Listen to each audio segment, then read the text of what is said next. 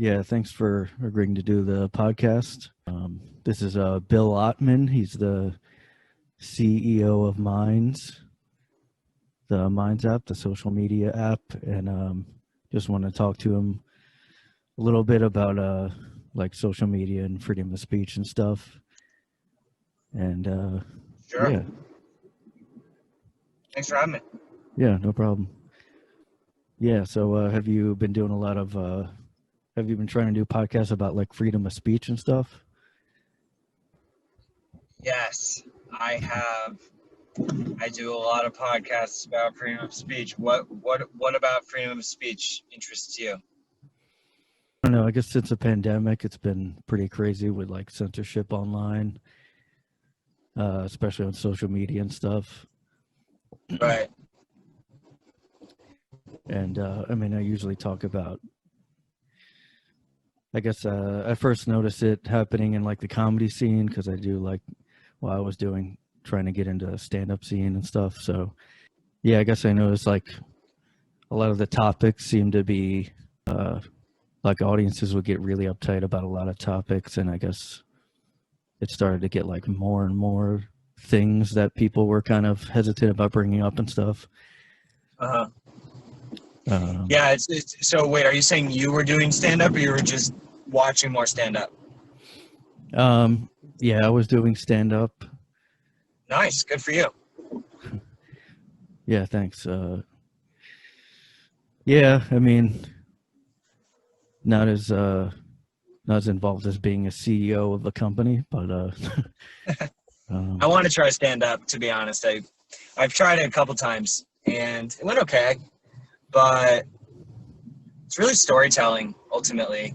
And yeah, I mean, I think that there's always been things that people don't like to hear in comedy, and there's always been sort of taboo topics, and it's definitely ramping up. But you know, I've heard some comics say how even though cancel culture is at an all-time high, that you know, in some ways comedy is also like the best it's ever been. I mean, I've really gotten into stand-up. I've been into it for at least the last 15 years, but really over the past 5 years, more so, and I've been introduced to so many more new comics, and that has to do with people doing podcasts and, you know, just going to the Comedy Store and going to comedy clubs in New York. But, I mean, even though it's harder to get away with now, when you can get away with it and deliver in a way that resonates with people, it is almost like more epic because it's so much harder to do now. So when you kill, it's like, whoa, he found a way to do it and make it work, even though it's the hardest topic to talk about, and even though you can't say those words. Because at the end of the day, it all has to do with intention. And, you know, if people feel like the comic is really a piece of shit, then guess what? They're not going to get good feedback. Yeah, I heard that was brought up on your Joe Rogan, and he was saying that too. And I guess at the time I was like, I don't know. I guess I almost kind of didn't agree because, but then again, I mean, yeah, there's even at like open mics, there's some guys that just like are more like, I don't know, more charismatic or something. Like somebody like Shane Gillis or something, but then, you know, he still gets canceled. But yeah, I think it's a lot. It does seem like it takes a lot more now to be that brave, I guess. But yeah, you do have to be brave, but also like, you know, it seems like you have more of a almost more monotone like demeanor, which can be really fucking funny. You know, a lot of comics make it more like calm, dry energy. I don't know. Is that your sense of humor? yeah, Yeah, I mean that it can work, like, but if they don't get it, then it's harder unless they. I mean, yeah, they have to get that I'm joking because they Yeah, can. actually, if you watch some of Louis' early stuff, it's very absurdist and much, less relatable than his stuff now. Like his more recent stuff is like just, he self-deprecates and he's more personable. But if you go back and watch his older stuff, he really did not care at all what people thought. He was more doing it just for what was funny to him. And I think his story is really interesting because, he got canceled full out, total cancel. Yeah, And now he's doing theaters again. And, he's coming back, he's doing podcasts, and, it's obviously sort of sketchy what he did. But at the end of the day, it's like, I feel like people realize that his intention, ultimately he doesn't seem like a dangerous person. He may have a sick mind and, maybe some sort of sick actions, and, yeah, that aren't necessarily cool, but, he's coming back and it's working because at the end of the day, people still resonate with him and sort of recognize that he's probably a pretty good guy. So I don't know. I've never talked to him, but I think redemption in comedy particularly is really important. yeah. It's almost like, I guess I keep wondering, like, if there's gonna be like almost two societies, like one that's like kind of like your app, how it's like more underground, like, and then in comedy too, like there's people that just do it for being like authentic and funny, and then there's also like mainstream, like late night kind of comedy that's like, Right. I guess, woke or something. But I don't know, I don't feel like audiences don't really even like that much, like in person anyway. But No, no, no. In person, like, you have to be offensive. I mean, yeah, that's the thing. Like, being dealing with the hard issues are what is the darkest stuff can be the most healing for a lot of people. So if you're talking about death or suicide or something that is just totally not cool, like no one likes death and suicide, but guess what? You got to deal with it somehow, and comedy is the best way to deal with it. I mean, without comedy, the world just dies. Like, yeah, there is no point to life without comedy ultimately, because it is finding the joy, laughter is like one of the weirdest, most mysterious forces of nature. And honestly, it's probably the best. It's up there with, it's got to be like a top 3 emotion. I don't know if laughter an emotion, or it's more um like, I don't know, but yeah, I was thinking about how like like real laughter is kind of like an involuntary, like that's why, yeah, like I would always see like audiences, like they almost don't want to laugh at some things, but like they can't control it if it's funny enough. And like yeah, I've kind of noticed like the woke comedians, like people almost seem to have a different laugh to that, like it's like an agreement or ooh, something. yeah, you're right. Uh-huh. That's actually a really good point.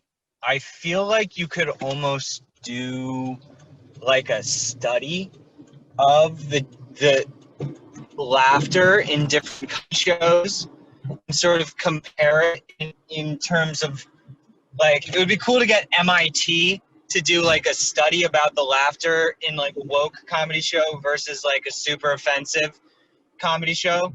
And you would probably find that it's just a totally different thing entirely. It's not even Yeah. necessarily the same emotional reaction. It's like when you agree with somebody, it's like when you laugh because you're trying, it's like a yes man laugh versus like, oh, like just like Yeah. agreeing with someone to because you think you have to, versus what you're talking about, like an uncontrollable physical reaction that you don't even necessarily want to do. Yeah. Yeah, and I heard Brett Weinstein, he's been on Rogan before. I think somebody like he mentioned that like a lot of the like new left people don't really have a sense of humor, you know? And Yeah. like I was watching some like a new comedian and did a set that was like very political, and like it did sound like a different kind of laughter, like they were almost over laughing because they're like, oh, I agree with this. And people that Yeah. like that see certain comedians that are offensive, like, I mean, you know, it is tricky because like, but if they pull it off and at the end like get people to laugh, like it's almost like they laugh harder because it's like, oh, like you were saying, like, oh, they pulled it off, you know?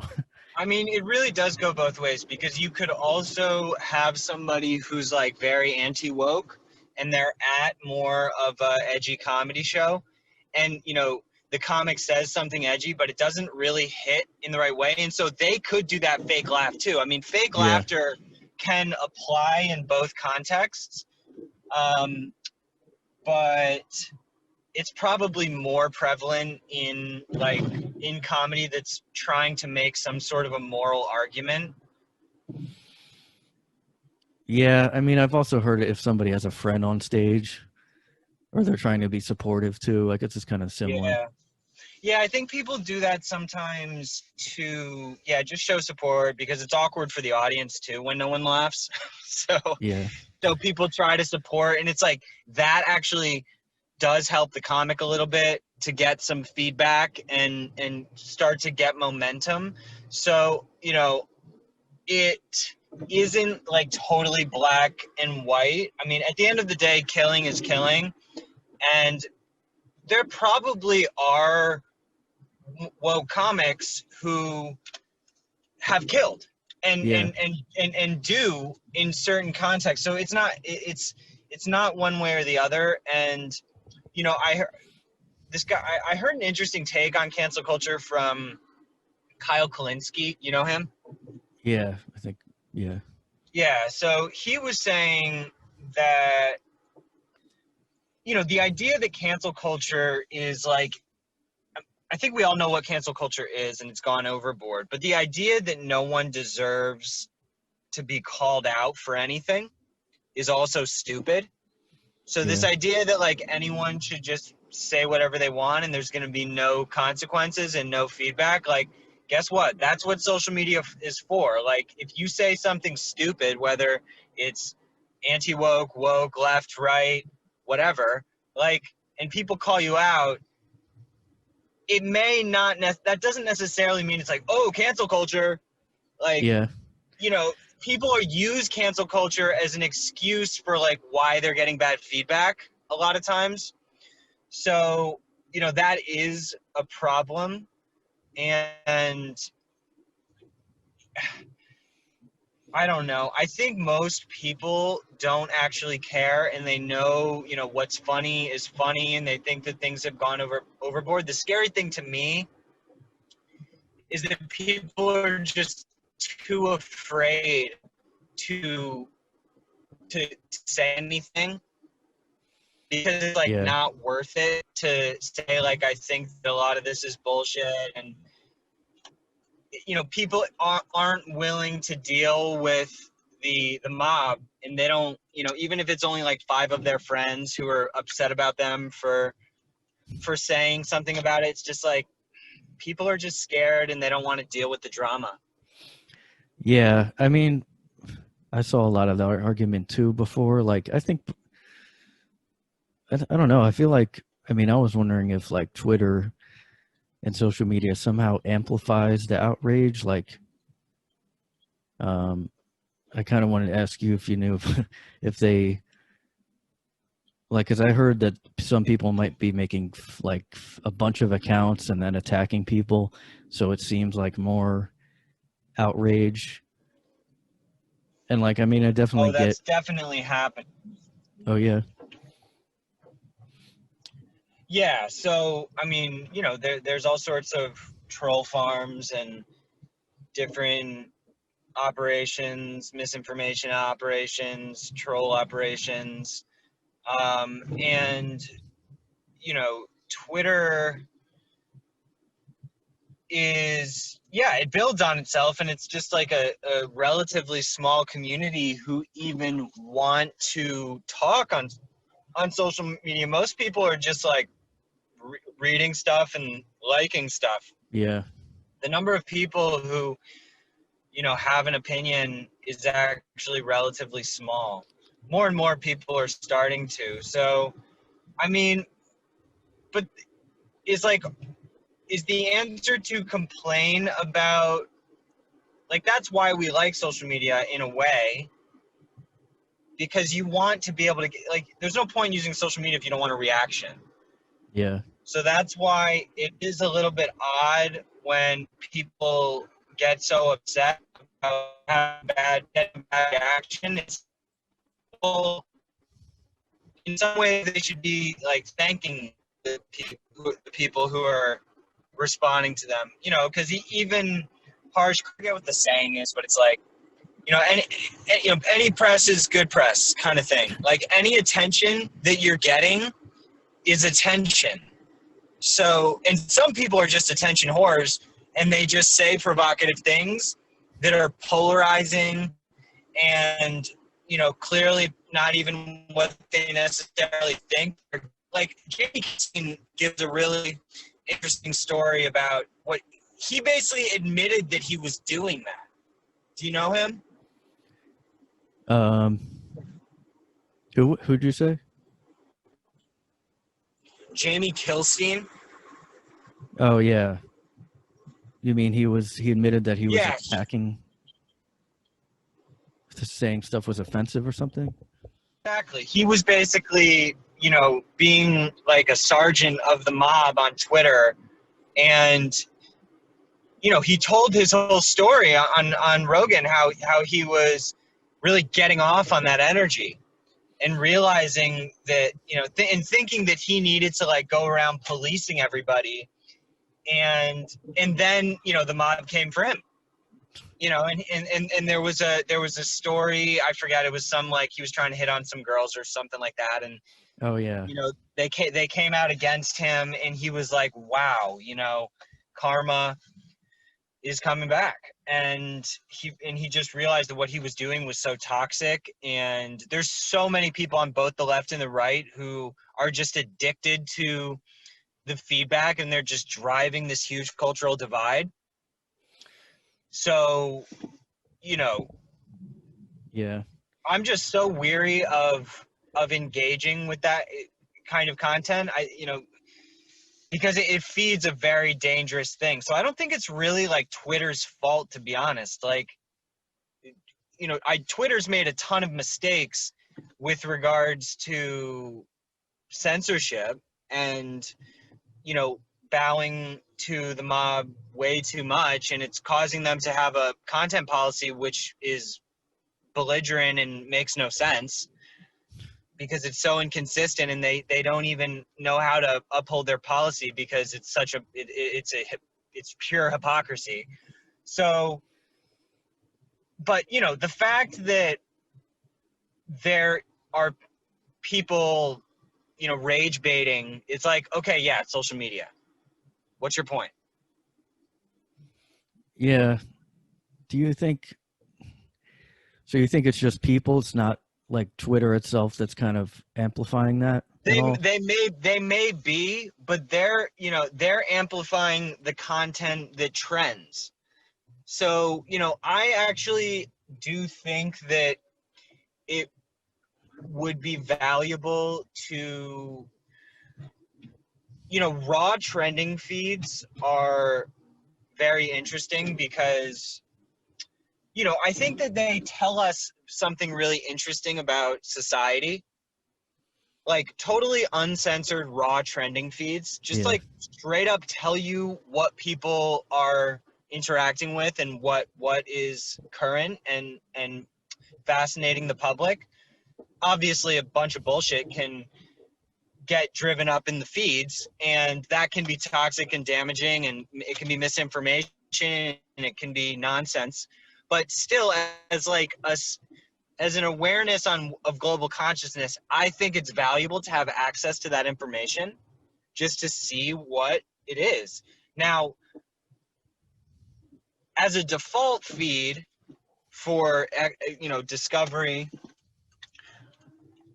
I am sort of starting to be convinced that more like human powered, human curated feeds that are able to kind of weed out a lot of nonsense can potentially be more valuable. And we're working on some decentralized reputation systems where basically like the feeds can start to become curated by people who the community the community deems to be a, a valuable voice in that particular topic. So like, the best comics in the world would theoretically be sort of curating the top comedy feed, and the best neuroscientists would be curating the best neuroscience feed. I still think you should have access to both feeds, but in terms of like the default feed, I'm not entirely sure which one should be default, but I'm much more in favor of having access to what's happening and seeing all the different feeds. Yeah, I think that's what bothers me about the main social media is that they're starting to decide more like what people should see. And I don't know, like, do you think, I know like there were like some conspiracy stuff on YouTube that they said, oh, we have to now take this stuff off. I don't know, I kind of feel like I don't know if people at the that work for like Twitter should be, I don't really think that they should be like fact checking. No, that makes no sense. Yeah. The moderators have no business. Well, I think they are different departments. I think Twitter has gone down this sort of like centralized fact checking route where they have maybe a handful of organizations who and mainstream media outlets who give them talking points on different data. The way that they tagged the Trump tweets was really short-sighted and weak. But I do think that to have like an icon on posts that allows you to see what experts are saying on both sides are saying about that particular topic, Yeah. that would be really valuable. But that's not what Twitter or Facebook are doing. They're just giving like one side and saying this is the truth. I don't think they should be saying what the truth is. They should be saying what are the most reputable people on both sides of this debate saying? Because surely with a topic like mail-in vote fraud, its side is correct on that topic. There is voter fraud. There may be evidence that it's workable and that mail-in voting can work in certain areas and other areas where it cannot work.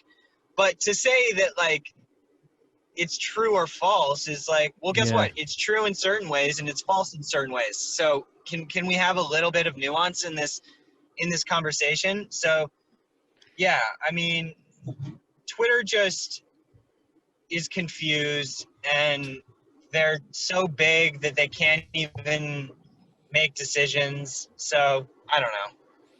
I don't use Twitter. Yeah. I mean, almost everyone I know is like always is like, deleted Twitter. And a lot of times they go back and forth Yeah. deleting it. But like, I don't think anybody thinks it's like great. um, It's great in the sense that it's a nice app. Like, Yeah. it works well. It's well designed. It everybody's there. I think that's a big factor. That it has great design and that a lot of people are there. Beyond that, like the underlying infrastructure, the privacy, the censorship, that's all a bunch of BS. And I do think that long term, if alternatives emerge which are competitively functional in terms of features and also have like a bunch of key people on the networks, then people will move. But we're playing the long game. We're not impatient. I mean, we're growing pretty quickly, but also not like super fast, because we're not quite ready for that massive tsunami, and that'll happen when the time is right. But the big tech sites just keep making the wrong decisions, so I don't foresee them really changing their path. Do you think that's like avoidable if you guys just stick to your guns with your like integrity with the model and stuff? Oh yeah. To me, it's inevitable that we're going to keep growing and that other alternatives are going to keep growing, just because integrity matters, principles matter, transparency, privacy, free speech, decentralization. All of these things are not going anywhere, and they're only going to become more relevant. So as long as we can keep improving, I'm very confident that we're going to grow faster and faster. And the big networks are going to have to adapt to this, and they're just avoiding it to like the very last second. Like, it's funny, you hear Jack Dorsey talk a lot about like Bitcoin and different kinds of crypto, and he knows all this stuff. I mean, dude, he was on the episode right before me on Rogan. Tim, reamed right into him for all of these issues. Like, he knows what the issues are. The problem is that even I don't think he's even in control to the point where Yeah. he could even implement it. Like, there's so much bureaucracy. Their policies, for them to come out and say, listen, we're going to be totally First Amendment. We're going to allow everything. We're going to provide you with, people would just freak out. Like, Yeah. I would argue, and I think I said this on Joe's show. Like, Dorsey, if you're listening, dude, change your policy now.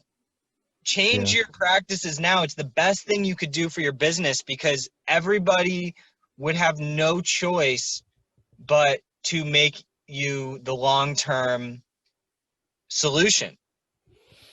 And some people would whine about it, but ultimately the thing is that when you talk about censorship, the data shows that censorship doesn't even work. So it actually makes people more violent, more extreme. And so imagine if, rather than having 10,000 content moderators deleting, bad words, you had 10,000 moderators going around and like talking to people and trying, and like mental health people, and people who want to actually talk to Nazis. Like, that's why we Yeah. work with Daryl Davis and other like free speech focused de-radicalization groups, because it's like the only way you could ever have a chance at changing a Nazi's mind is to talk to the Nazi. Yeah. You ban the Nazi becomes more Nazi. You talk to the Nazi, they may not change, but your chances are zero of changing the Nazi if you ban them. Yeah. I mean, I was thinking that before too. Like, I didn't know if there was any studies about. Well, it does seem like you kick people off and then they're like mad. I mean, Yeah, they get mad. yeah. Exactly. There's a bunch of studies. If you go to UNESCO did a huge study. We have a bunch of stuff at change.minds.com. if you scroll back far enough, you can find a list of studies, and Daryl has interviewed a bunch of people there who do this kind of work and have done studies about it. There's dozens showing direct correlation between censorship and violence. So it's not even like questionable. Now, Yeah. people can also get radicalized on social media. So social media, like, you know, I was talking last week with this guy, Jesse Morton, who was a Al-Qaeda recruiter, former. Oh. Yeah. And he's a former Al-Qaeda recruiter who, you know, has since, you know, focused on de-radicalization. He works closely with Daryl as well. And now he's trying to just talk to people because he knows that the way that he got pulled out of Islamism was through conversation and through being exposed to the right information.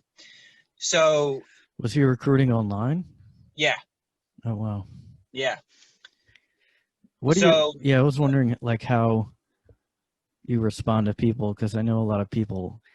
What's crazy to me is like now I feel like people associate like a free speech platform, like they go, oh, for Nazis then, because anything freedom of speech, because you might allow that, they're like, oh, that then it's all Nazis or something. right, yeah. I mean, stupid people say that. Yeah, So yeah, and just ignorant people, maybe not necessarily stupid people who just aren't aware of the situation. So I'm not too worried about that because ultimately the data speaks for itself, and the smartest people in the world, in my opinion, are aware that free speech is the pillar of everything else. You can't have a functional, healthy society, whether online or offline, without that. So I'm not really too worried. I mean, the funny thing is that we're seeing more censorship from private corporations than we are from the US government. hmm. So, you know, the US, like, it's not, you know, other countries are like, you know, the government is forcing the social networks to take the content down. Yeah, In the US, I mean, I got invited to the White House for the social media summit, and I was there with like Tim and James O'Keefe and a bunch of other people. And it's like, you know, I'm actually not a fan of Trump. I didn't vote for him and I'm not going to, but I do very much appreciate being invited to that and the fact that he's bringing up these issues. And I do think that, you know, he has done certain good things, like, and he's done certain bad things, but that is a very good thing that he's focused on is free speech online. And it's just so funny that the US, we're just in such a bubble. I mean, other countries, yeah, people are like, wait a second, you are advocating for like citizen, they're like, wait, what? Citizens are advocating for other citizens stuff to get censored? What? But wait a second, that's what the government does, and we don't like we just got like 250,000 people from Thailand signing up. You oh know, wow. people in Thailand are like bugging out because they have laws against speaking against your government there, and like you can go to jail if you say certain things about their government. Like we just got banned from the App Store in China, Oh and that was because of the government. So it's just really nuts that in the US, like everyone's complaining, but it's like it's a great thing that the government is not forcing the censorship. It's a good sign of our society. It's a bad sign that the corporations are doing it. But and I do think that big tech sites have the right to moderate their platforms. The problem on my part from looking at them is that that's not what they marketed themselves as. They yeah, marketed themselves as free speech, and so everybody went there thinking that we would be able to build a public commons if they were. You can't like change the policy like that. It's not. It's false advertising. So I think of it more on a false advertising grounds. I mean, I do also think that digital intermediaries in general, like I don't think it's a good idea for your business to be playing politics. Like, Yeah. you want access to the most number of customers. So, it was interesting today, and I actually have to hop in a little bit early in like 5 minutes, but Okay. Crowder got remonetized today. Did you see Oh, that? really? Yeah. No. So, and Carlos Maza, the guy who got him demonetized, is freaking out, and he's saying, "Oh, YouTube is full of it. They just want to make money." It's like, well, yeah, they want to make money, and Steven Crowder is a conservative, and he has conservative views, and he tells some offensive jokes. Is that not like, do advertisers not want to advertise on conservative comedians' channels? Like, they do want to. A lot do want to. So, I don't. Yeah, I mean, I guess I've been worried that it seems like, I mean, every company seemed to go political in the last few months, but so I was worried like, oh, they really just don't, it just seems like they were also censoring everybody. They are. I mean, YouTube is still a total mess just because Yeah. they remonetized Crowder. Like, that's good, and I know that he has inside connections there, and they've Oh, taken him out for dinners, and it was all politics that he got censored. But they have horrible policies still, and that's why we actually have this sort of hidden feature called a boost offer, where actually I could send you $10 to share my post to your followers. So it's more of like a peer-to-peer advertising system, as opposed to every ad going through an intermediary. So like, put you and me out of the equation. If if a guitar company wants to advertise on John Mayer's videos, why wouldn't that guitar company just be able to send him an offer directly on the social platform? Like, hey yeah. man, here's $10,000, share this post. That's it. Game over. Why does everything have to go through the middleman of YouTube? Yeah. Advertisers should be able to decide directly which brands that they want to interface with. So, that's more where we're moving, and that's just more direct. It is no BS. And then What? the Why do and you then think the they make people go through that, like through them first to advertise? because they make more money that way. No. Yeah. I mean, and they're just, their algorithms are deciding which content is going to I mean, I do think that type of advertising has a place, and YouTube does have technology that knows how to determine if a certain ad is going to perform well on a certain channel. Oh, So okay. that is valuable in a certain way, but I don't think that should be the only way for advertising. Yeah. There should be direct routes as well. But yeah, man, I gotta hop in like 2 minutes. Is there anything else you want to go over? Um, well, yeah, I liked how you were talking on Rogan, like about how Minds is like open source, and it did made me. That's one reason I don't like Apple. It's like everything's secretive, and Right. like you can't fix it yourself. I don't know. It's like that's what bothers me about Twitter and stuff. It's like there's all these secret banning going on. Right. It Yeah, almost shadow seems banning. Yeah, illegal, yeah. but It's like soft censorship. So like yeah, you're still on the platform, but you're just getting punished, and you're not able to reach people. So yeah, I mean, I'm glad that that stuck out to you, because to me that's the core. Free speech and open source are like the core. If a yeah, platform isn't those things, then they're really not to be trusted. So, um, you know, I have a lot of I tell people to be really wary of new alternatives too, because a lot of them will say that they're free speech and privacy focused, but they're just not. I mean, yeah, they're not open source. They still censor a lot of stuff, and they're not privacy focused. So, people are like, a lot of companies are starting to see the opportunity of using these marketing slogans, and you just got to really dig below the surface and see if they really walk the walk.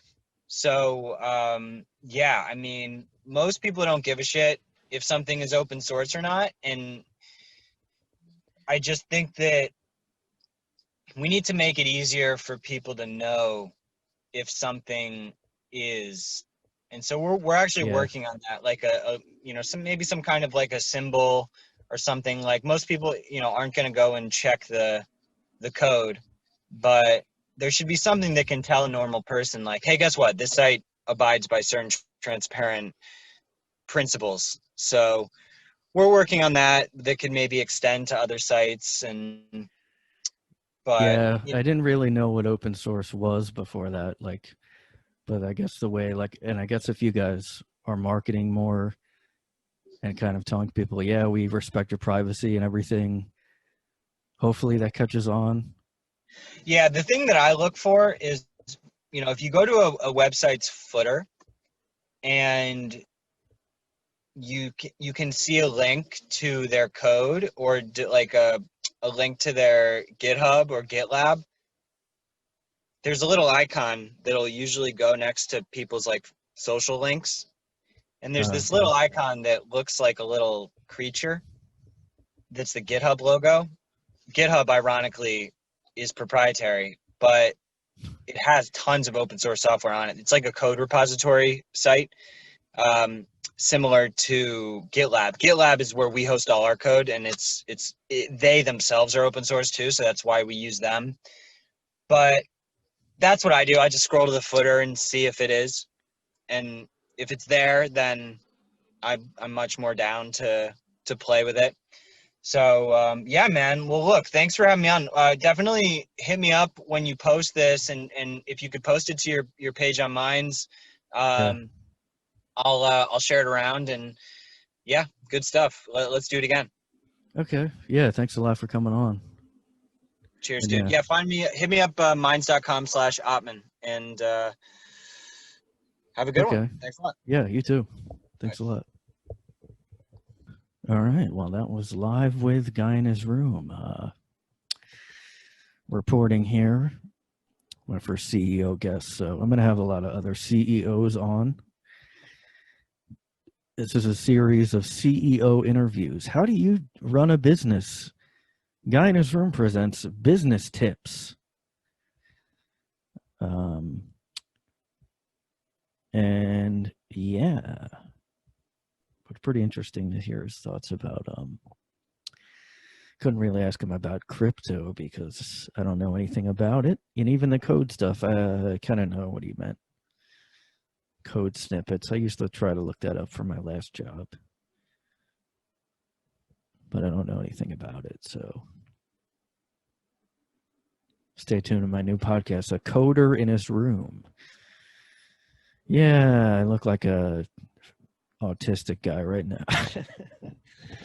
Welcome to Autism Weekly. I'm a gamer. Yeah.